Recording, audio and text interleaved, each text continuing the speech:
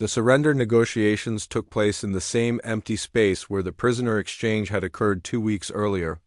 But this time, the human fleet that faced the remaining Korthek ships was 3 times larger and filled with vessels that looked like nothing Zexthara had ever seen before. The new human ships combined Korthek technology with human engineering in ways that should have been impossible. They were faster than pure Korthek designs, more heavily armed than human vessels, and built with a combination of materials that made them nearly indestructible. In 2 months, the humans had not just learned alien technology, they had perfected it. Zexthara stood beside General Vekval on the bridge of the Korthek flagship as they approached the human command vessel. The human ship was enormous, larger than any Korthek dreadnought, but it moved with the grace of a fighter craft. Its weapons were aimed directly at the Korthek fleet, a not-so-subtle reminder of who held power in this negotiation. General Kevin Barnes met them in the docking bay of the human vessel. He was younger than most Korthek commanders, but he carried himself with the confidence of someone who had never lost a battle. Behind him stood rows of human soldiers in armor that incorporated the best features of both human and Korthek designs. "General Vekval," Barnes said in perfect Korthek language, "I'm glad you decided to accept our terms. It will save lives on both sides." The human general led them through corridors lined with trophy cases containing Korthek weapons, armor, and battle standards. Each display was labeled with the date and location where it had been captured, a timeline of Korthek defeats that stretched back to the first battle at Earth's moon. The negotiation room was simple and functional, with a large table surrounded by chairs designed for both human and Korthek physiology. On the walls were star charts showing the current positions of all known military forces, both human and alien. The Korthek positions were marked in red and looked pitifully small compared to the blue markers representing human fleets. "Before we begin," Barnes said, activating a holographic display above the table, "I want to show you what will happen if these negotiations fail." The hologram showed a 3-dimensional map of Korthek space, with every major world, base, and installation clearly marked. Human attack routes were plotted in glowing blue lines, showing how Earth's fleets would systematically destroy every Korthek military asset in the galaxy. "We have complete intelligence on all your positions, thanks to our new allies," Barnes explained. "Every species your empire conquered has provided us with detailed information about your operations. They're quite eager to see the Korthek military destroyed." Zexthara studied the display and felt his hopes for negotiation crumble.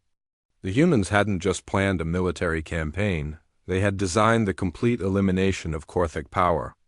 Every supply depot, every communication relay, every training facility was targeted for destruction. "We estimate the campaign will take 18 months, Barnes continued. "Our fleets are already in position at the edge of your territory. We can begin the attack within hours of my giving the order." General Vekval's scales had gone pale as he absorbed the scope of human preparations. "What do you want from us?" Barnes touched a control, and the holographic display changed to show a document written in both human and Korthek languages. The terms were exactly what Zexthara had reported after his return from captivity, but seeing them displayed formally made them seem even more final. "Complete withdrawal of all Korthek military forces from this region of the galaxy," Barnes read aloud. "Surrender of all weapons and starships. Dissolution of the Korthek Empire as a political entity. Establishment of human oversight on all former Korthak worlds to ensure compliance with galactic peace agreements." The terms were not just surrender, they were the complete dismantling of everything the Korthek Empire had built over centuries of expansion. Barnes continued reading, describing how Korthek colonies would be administered, how former military personnel would be monitored, how future generations would be educated about the dangers of aggressive expansion. "You're talking about the end of our civilization," Vekval said quietly. "No," Barnes replied.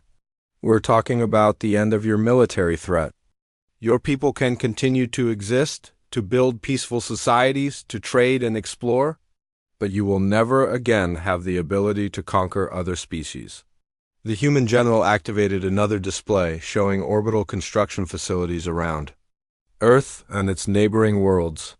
Massive shipyards stretched across the vacuum, producing vessels at a rate that dwarfed anything the Korthic Empire had ever achieved at its peak. "We learned something important from your invasion," Barnes said. "The galaxy is full of species like yours, aggressive, expansionist, convinced that might makes right. We intend to make sure humanity never faces that threat again." The display showed human fleets spreading out from Earth, establishing bases, and patrol routes that would cover vast regions of space. It was a plan for galactic dominance that made Korthic ambitions look small and limited by comparison. "Every species that attempts what you attempted will face the same choice you face. Now," Barnes continued, "surrender and live under human protection, or fight and be destroyed. We prefer the first option, but we're prepared for either outcome." Zexthara realized that the humans had learned the most important lesson of galactic politics, that peace could only be maintained by creatures capable of terrible violence. They had studied Korthic methods and improved upon them, creating a system of control that was both more effective and more permanent than anything the Empire had achieved. "If we surrender," Zekval asked, "what happens to our people?" Barnes touched another control, showing images of former Korthak worlds under human administration. The cities were intact, the population seemed healthy, but everything was different. Human advisors worked alongside local leaders, human schools taught new curriculums, human peacekeepers maintained order with weapons that could crush any rebellion before it started. "Your people will learn to live in peace," Barnes said. "They'll discover that cooperation is more rewarding than conquest, that building is more satisfying than destroying. It may take a generation or two, but they'll adapt." The negotiations continued for hours, but the outcome was never in doubt. The Korthak Empire had two choices: surrender now and maintain some dignity, or be systematically destroyed over the following months. General Zekval signed the surrender documents with hands that shook slightly, officially ending an empire that had lasted for over 1,000 years. As they returned to the Korthak flagship for the last time, Zexthara looked back at the human fleet through the viewport. More ships were arriving even as they watched, vessels that incorporated technology from dozens of conquered species and improvements that human engineers had developed during the brief war. "They'll keep expanding," Zekval said quietly. "They'll use our own methods against other species, but they'll do it better than we ever did." Zexthara nodded. The humans had learned from the Korthic Empire's mistakes, studying what had worked and what had failed in their campaign of conquest. They had taken the best aspects of Korthak military doctrine and combined them with human innovation and determination. But there was something else, something that made human expansion different from what the Korthak Empire had attempted. The humans genuinely believed they were creating a better galaxy, one where aggressive species could no longer threaten peaceful civilizations. They saw themselves as protectors rather than conquerors, even as they built the largest military force the galaxy had ever seen. Over the following months, as Korthak worlds submitted to human administration and Korthak fleets were decommissioned, Zexthara watched the transformation of galactic politics.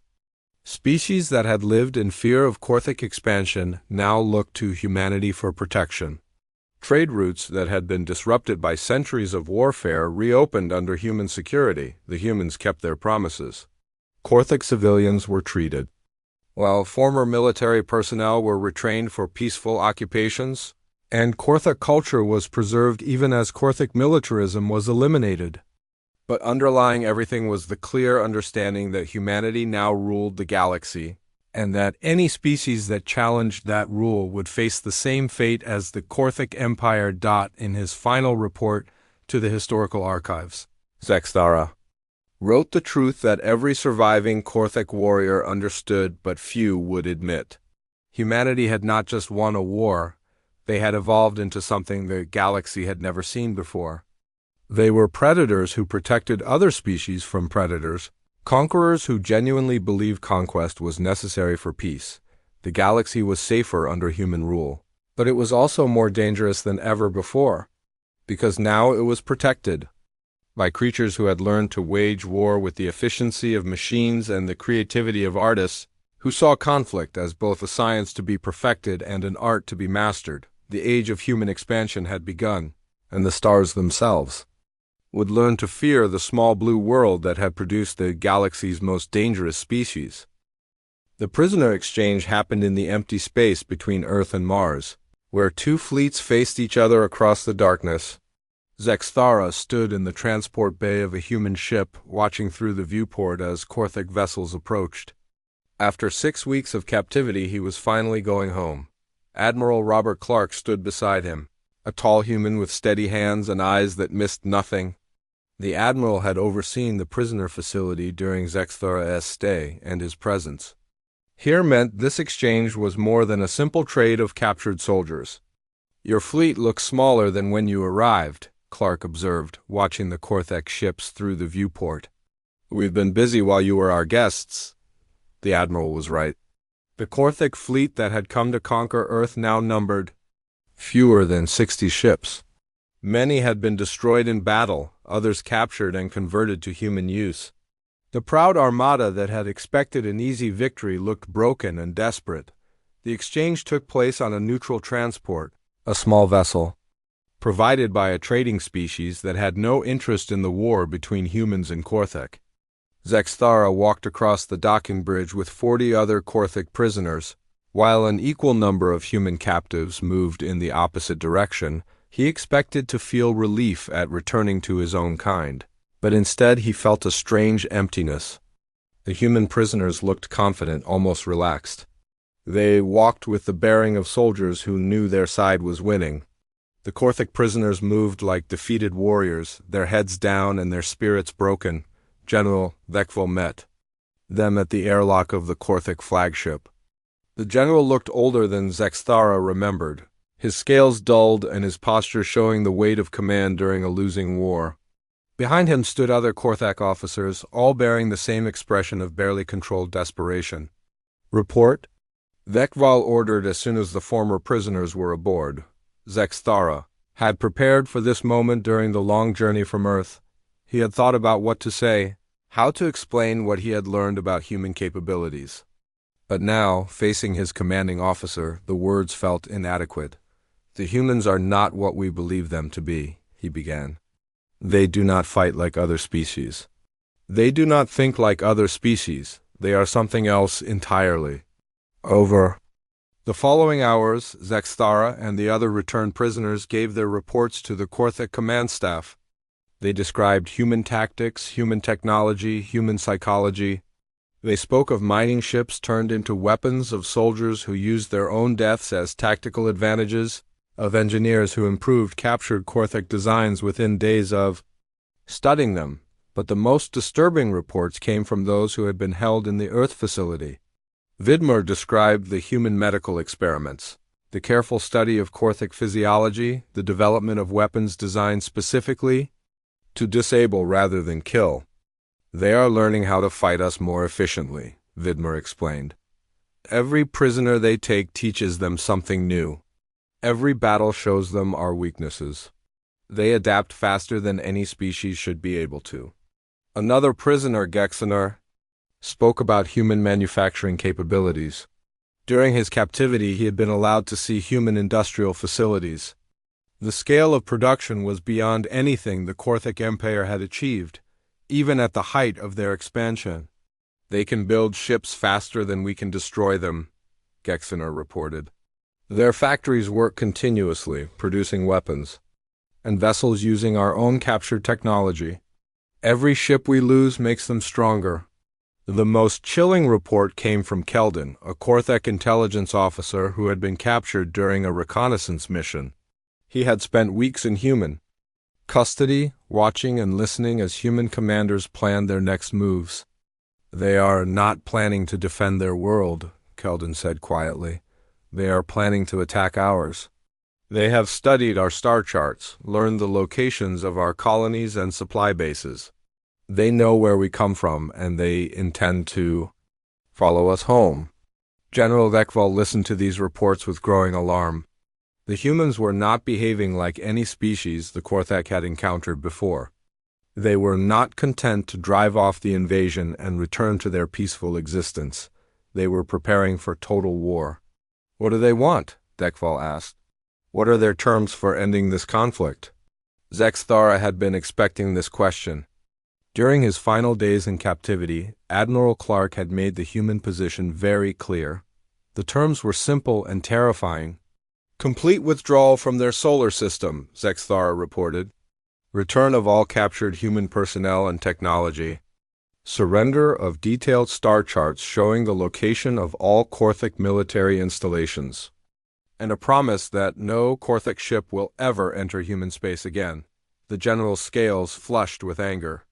"Those are not terms for ending a war. Those are demands for total surrender." "Yes," Zexthara replied. "That is exactly what they—" The command staff erupted in angry voices, officers declaring that the Korthak Empire would never submit to such humiliation. They spoke of honor, of the pride of their species, of the need to continue fighting until victory was achieved, but Zexthara had seen human shipyards. He had watched human engineers reverse-engineer Korthak technology and improve upon it. He had listened to human soldiers discuss their plans for expanding the war beyond Earth's solar system. "General," he said, cutting through the angry voices, "I must tell you something else the humans revealed during my captivity. They have been in contact with species we have conquered. The Veltari, the Nixlock, the Drenni. All of them have agreed to provide intelligence about Korthak military positions in exchange for human protection." The room fell silent. The implications were staggering. The humans had not only defended themselves against Korthak invasion, they had turned the Empire's former victims into allies. Every species that harbored resentment against Korthak rule was now working with humanity. "They showed me communication records," Zexthara continued. "Detailed information about our bases, our patrol routes, our supply lines. Everything we need to maintain control over our territory. The humans know all of it." General Dekval sat heavily in his command chair. Around him his officers looked like warriors who had just realized they were surrounded by enemies on all sides. "How long do we have?" the general asked quietly. Zexthara thought about Admiral Clark's final words, about the confident expression on the human's face as he described Earth's military buildup. "The humans told me they need 6 months to complete their preparations," he said. "After that, they will begin hunting down every Korthak ship and base until we surrender or are destroyed. They call it the final solution to the Korthak problem." The phrase sent chills through every warrior in the room. It sounded exactly like something the Korthak Empire might say about a troublesome species. But now they were the ones being targeted for elimination. Over the following days, more intelligence arrived from Korthak agents still operating near Earth. Human fleets were indeed massing for an offensive campaign. New ships rolled out of their orbital shipyards daily, each one incorporating lessons learned from captured Korthak vessels. Human soldiers trained for combat in dozens of different environments, preparing to fight on every type of world in Korthak territory. The humans had turned the war into an industrial process. They were not just building weapons to fight Korthak forces, they were building weapons to fight anyone who might threaten humanity in the future. They had learned that the galaxy was a dangerous place, and they intended to make sure they were the most dangerous thing in it. As reports continued to arrive, Zexthara realized that the humans had already achieved something the Korthak Empire had never managed in centuries of expansion. They had united dozens of species against a common enemy. They had turned former enemies into allies and former victims into willing collaborators. The humans were not just winning the war, they were changing the balance of power in the entire galaxy. And they had learned to do it by studying the mistakes of the species foolish enough to attack their world. General Dekval called for a full staff meeting to discuss their options. As the officers filed into the briefing room, Zexthara knew what the decision would be. The Korthak Empire, which had conquered star systems and broken civilizations, was about to surrender to a species they had dismissed as primitive just 3 months earlier. The prison transport ship landed on Earth's surface with a gentle thud that barely shook the hull. Zexthara pressed his face against the small window and saw his first glimpse of the human homeworld. Rolling green hills stretched to the horizon, dotted with strange structures that looked like they had grown from the ground rather than being built.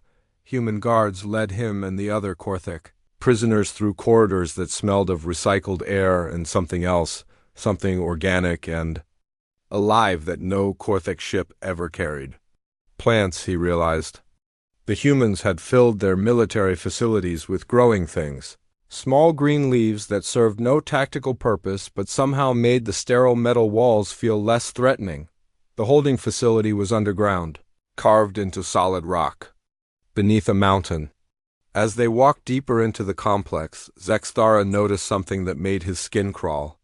The walls were covered with pictures of Korthik ships, technical diagrams, battle plans, and detailed anatomical drawings of his own species. The humans had been studying them, learning everything they could about their enemies. Colonel Frank Hayes met them at the main security checkpoint. He was older than most of the human soldiers Zexthara had encountered, with gray hair and scars that spoke of many battles.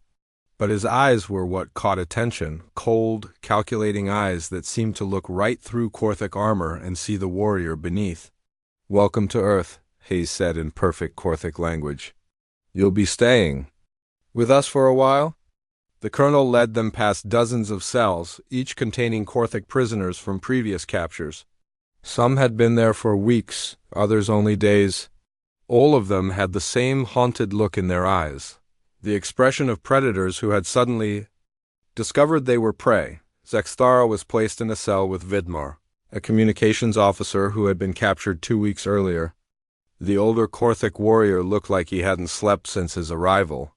"They don't torture us," Vidmar said as soon as the guards left. "That's what makes it worse. They treat us well, feed us, give us medical care, but they never stop watching. Never stop learning."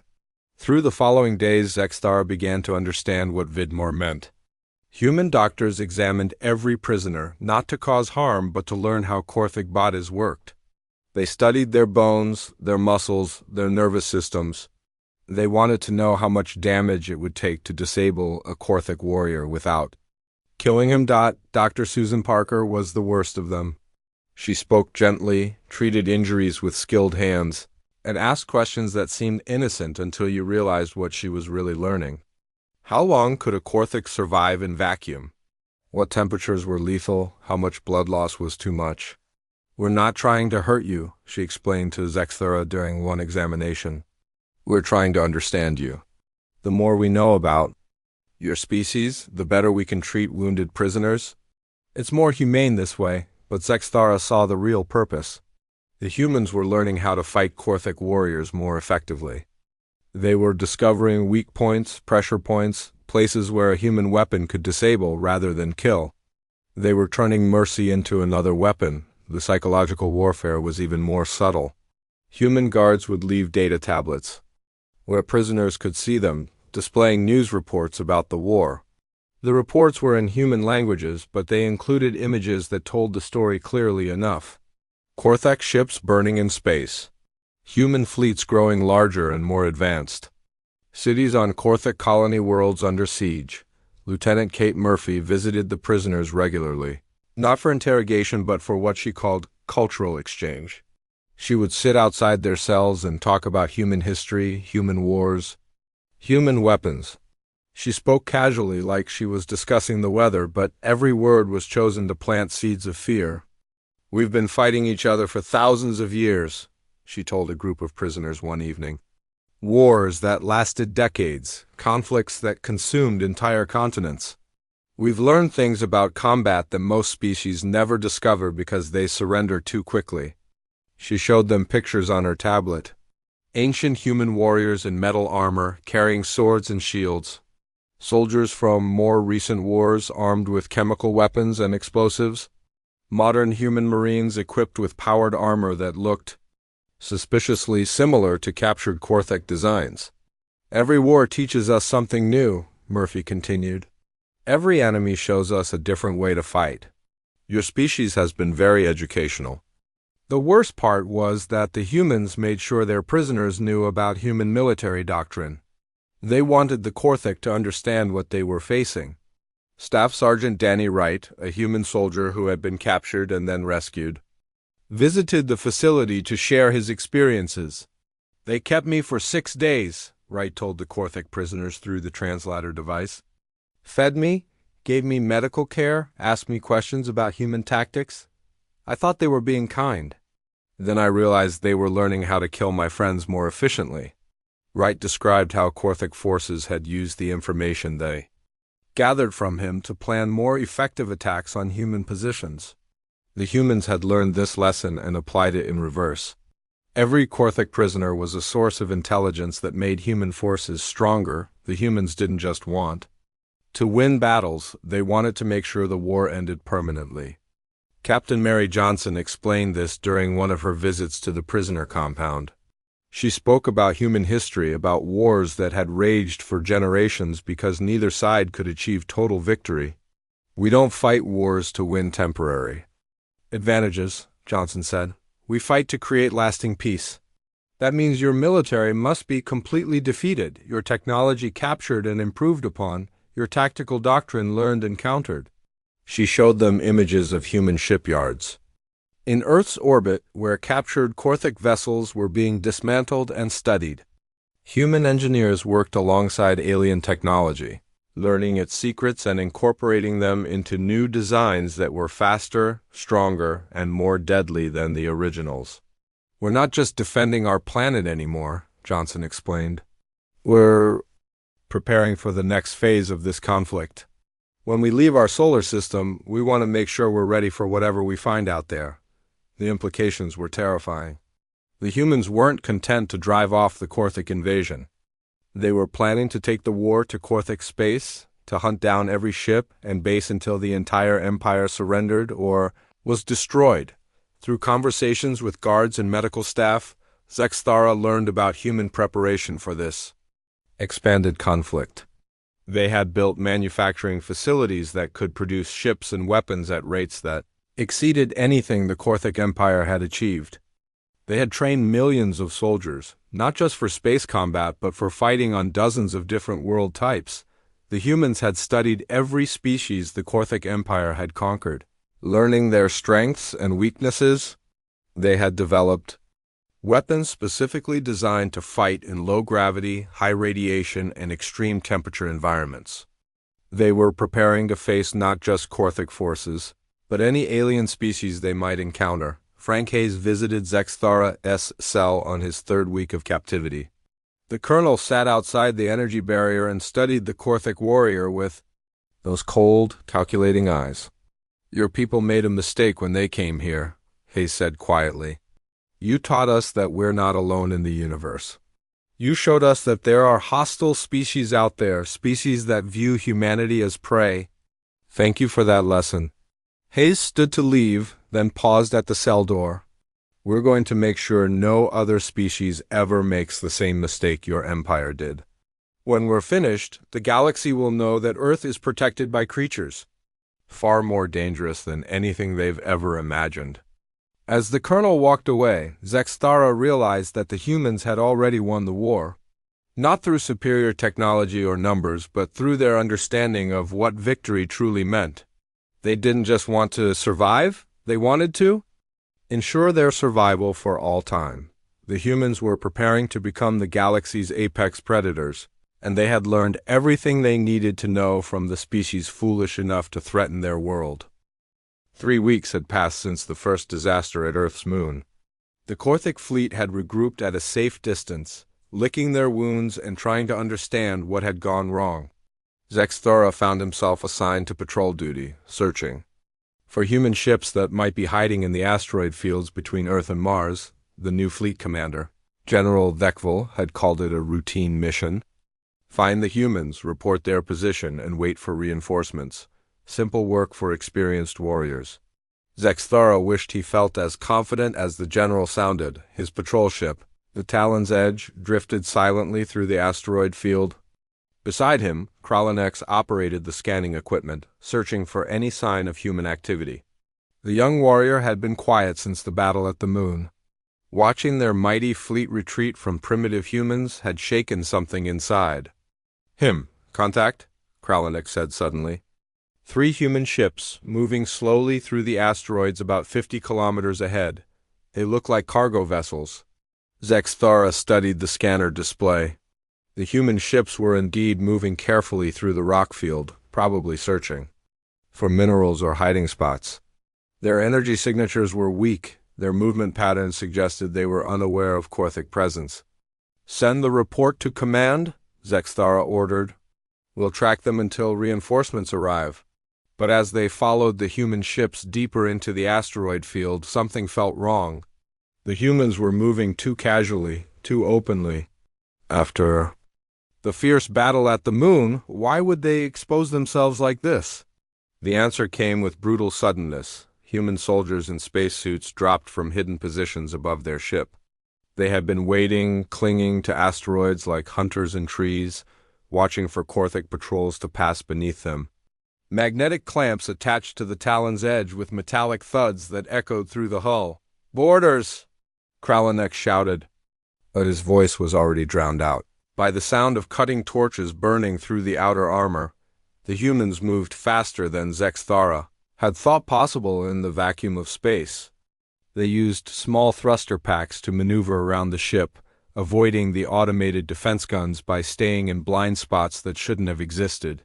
Somehow, they had studied Korthic ship designs and found weaknesses that even Korthic engineers didn't know about. The first breach came through the cargo bay. Zexthara and his crew rushed to defend the entry point, plasma rifles ready.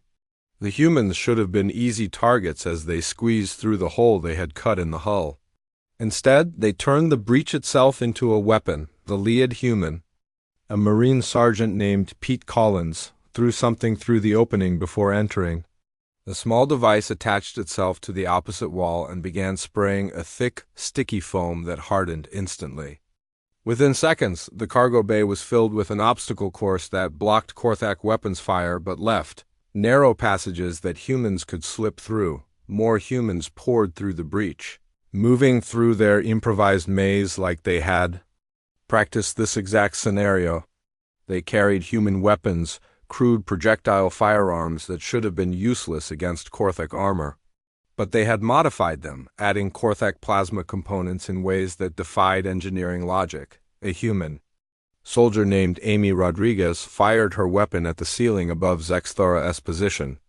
Instead of trying to penetrate his armor directly, she brought down a section of metal plating that pinned 2 Korthic warriors beneath its weight. She had turned the ship's own structure into ammunition. The humans moved through the corridors like they owned them. They used ventilation shafts that were too small for Korthic bodies, appearing behind defensive positions that should have been secure. They threw grenades that weren't designed to kill, but to create chaos, filling passages with smoke, or disabling lights and communication systems. Zexthara found himself trapped in the command section with Kralenik and 2 other survivors. The humans had cut power to most of the ship, leaving them in near darkness. Emergency lighting cast strange shadows on the walls, and every sound might be another human moving through the vents above them. "They're everywhere," Kralenik whispered. "How can there be so many of them? We only detected 3 ships." But Zexthara was beginning to understand. The 3 ships had been bait, yes, but they were also transport vessels. Each one had carried dozens of human soldiers who had dispersed among the asteroids, waiting for Korthic patrols to investigate. The humans had turned the entire asteroid field into a trap. A soft scratching sound came from the ceiling. Metal dust drifted down as someone cut through the plating above them. The humans were coming through the ship's own infrastructure, using maintenance passages and cable runs that weren't meant for travel. Amy Rodriguez dropped through the hole in the ceiling, landing in a crouch with her weapon already aimed. She had somehow acquired Korthic plasma grenades and modified them with human electronics. The devices at her belt looked like they might explode at any moment, but she handled them like toys. "Surrender," she said in broken Korthic language. "Live, fight, die." Her pronunciation was terrible, but the meaning was clear. More humans appeared from other access points, surrounding the surviving Korthic warriors. They moved with precision that spoke of extensive training, but their equipment was a mixture of human and alien technology held together with wire and determination. Pete Collins examined the command console with obvious interest. He couldn't read Korthak writing, but he understood what the various displays meant. Within minutes, he had figured out how to access the ship's communication system. He began speaking into the transmitter in English, coordinating with other human units. Scattered throughout the asteroid field, the humans weren't just fighting individual battles. They were connected, sharing information, and coordinating attacks across vast distances. Every Korthic patrol that entered the asteroid field was walking into a carefully planned ambush. "How many ships have you taken?" Zexthara demanded. "Amy." Rodriguez held up both hands, then 3 fingers on one hand. 8 ships. In 3 weeks, these primitive humans had captured 8 Korthak vessels, learning their technology and turning it against its creators, but that wasn't the worst part. As Pete Collins worked with the communication system, Zexthara could hear other human voices reporting successful captures. The humans weren't just stealing Korthak ships, they were reverse engineering them, learning how to build better weapons. Faster engines, stronger armor, a new sound echoed through the ship's hull.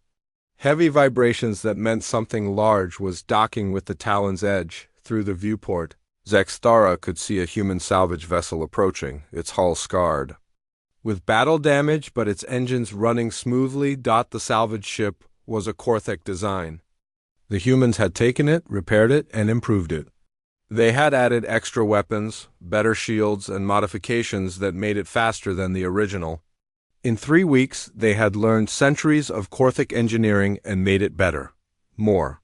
Humans boarded through the docking port. These were technical specialists, carrying tools and equipment that looked like a mixture of human and Korthak technology. They immediately began dismantling key systems, taking apart components with the skill of engineers who had done this many times before. "We're going to learn everything about your ships," Pete Collins said, his words translated by a small device. At his throat, "Your weapons, your engines, your armor. Everything you know, we'll know. Everything you can build, we'll build better." As the humans prepared to take their prisoners to whatever facility they used for interrogation, Zexthara realized that the war had already changed beyond recognition. The humans weren't just defending their planet anymore. They were learning, adapting, growing stronger with each battle. The primitive species that had fought with mining equipment and suicide runs 3 weeks ago was now capturing advanced starships and improving on technology that had taken the Korthic centuries to develop.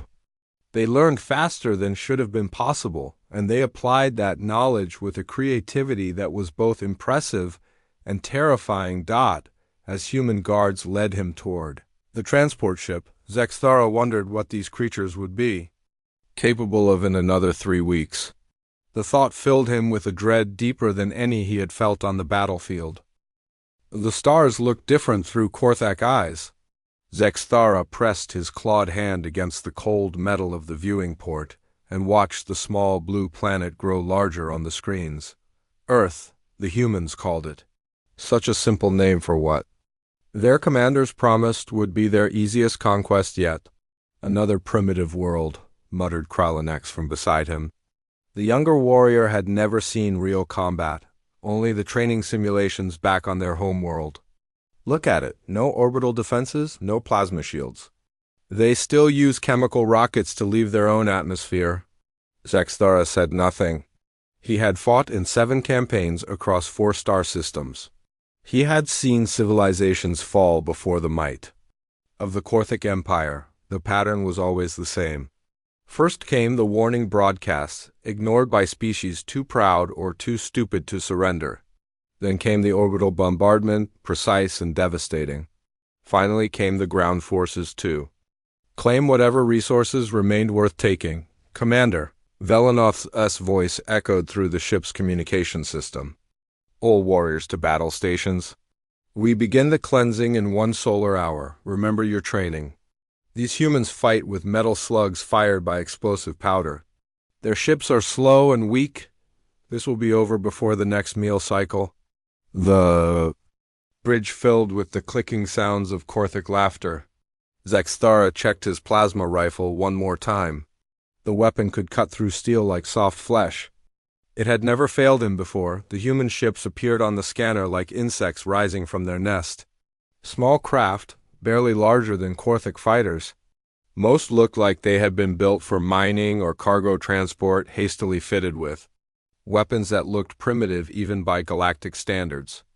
Zexthara counted maybe 30 vessels against their fleet of 200. "They're actually coming to fight us," Kralanek said, his voice filled with disbelief. "Look at those ships. Some of them don't even have proper armor plating." The first exchange of fire began near the large gray moon that orbited the blue planet. Korthic plasma beams lanced out across the darkness, each shot capable of melting through a meter of battle steel. The human ships scattered like frightened animals, their crude missiles and projectile weapons seeming pathetic against advanced Korthic shields. Then something strange happened. A human fighter, smaller than Zexthara's own craft, dove straight toward a Korthic destroyer. The pilot should have pulled away when the plasma batteries targeted her ship. Instead, she accelerated. The destroyer's captain fired everything he had, but the human ship kept coming, weaving between the beams with movements that seemed impossible. "For such a crude vessel, what is she doing?" Kralanex whispered. The human fighter slammed into the destroyer's engine core at full speed. The explosion lit up the void like a small star. When the light faded, both ships were gone. A Korthic destroyer, worth more than the entire human fleet, destroyed by one small fighter and a pilot willing to die. "Suicide attack," Commander Velenov announced over the communication system. "Primitive behavior. Continue the assault." But the humans weren't finished with their surprises. As the Korthic fleet moved closer to Earth, more human ships appeared. These were different from the first wave. They moved with purpose, working together in ways that reminded Zexthara of hunting. Pack animals he had seen on other worlds. A group of human ships surrounded a Korthic cruiser. They should have been destroyed easily, but they used their smaller size and speed to stay close to the larger ship, too close for the main weapons to target them. Like parasites, they attached themselves to the cruiser's hull and began cutting through the armor with tools that looked like construction equipment. "They're miners," someone said over the communication channel. "They're using mining equipment to cut into our ships." The cruiser tried to shake them off, spinning and firing its smaller guns, but the humans held on. Within minutes, they had cut through to vital systems. The cruiser's power failed, leaving it drifting helpless in space. More human ships arrived. But these were military vessels. They moved differently from the miners and cargo haulers. Their weapons were still primitive, but they used them with deadly accuracy. They targeted weak points in Korthic ships, places where armor was thinner or systems were exposed. A human captain named Jake Morrison led a squadron of fighters against Zexthara's own ship. The human vessels were outmatched in every way, but they fought like they had nothing to lose. They used asteroids for cover, hiding behind chunks of rock and metal, striking when Korthic ships passed too close. One human pilot flew his damaged fighter directly into a Korthic weapon battery, destroying it in another suicide run. Another used her ship's reactor overload as a weapon, turning her entire vessel into a bomb that took out 2 Korthic escorts. "They're insane," Kralanek said, watching the humans throw themselves at ships 10 times their size. "They fight like animals, like beasts with no fear of death." But Zexthara was beginning to see something else. The human attacks weren't random or desperate. They were coordinated.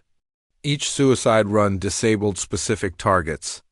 Each mining ship attacked crucial systems. The humans were sacrificing themselves, but they were doing it with purpose. A human woman named Lisa Chang broke through the Korthic formation in a fighter so damaged it should have been dead in space. Half her ship was missing, her weapons were gone, but she kept flying. She aimed her wreck at the command ship where Commander Velenov directed the battle. The commander's voice filled with panic as he ordered every weapon to fire at the approaching Human, plasma beams and particle bolts lit up space around the small fighter, but somehow Lisa Chung kept coming. Her ship took hit after hit, pieces breaking away, but the core kept moving forward. She struck the command ship's bridge section at maximum speed. The explosion tore through 3 decks and left the mighty vessel spinning out of control. Commander Velanoth was dead, along with most of the fleet's senior officers. In the chaos that followed, more human ships appeared from the direction of Earth. These were fresh, undamaged, and they fought with the same deadly determination as the first wave. But now they had learned from watching the battle. They knew where Korthik ships were vulnerable. The retreat order came from the surviving senior commander. The great Korthak fleet, which had conquered star systems and broken entire civilizations, fled from a handful of human ships crewed by miners, merchants, and soldiers. Flying vessels held together with metal patches and determination. As his ship pulled back toward deep space, Zexthara stared at the blue planet growing smaller in the distance. The humans had won their first battle, but something told him this war was far from over. These creatures who turned their own deaths into weapons, who fought with mining tools and suicide runs, who coordinated like a single deadly organism. They were unlike anything the Korthik Empire had ever faced. For the first time in his long military career, Zexthara felt something he had never experienced before. Fear, not of death, but of what these humans might become if they were given time to prepare for the next battle.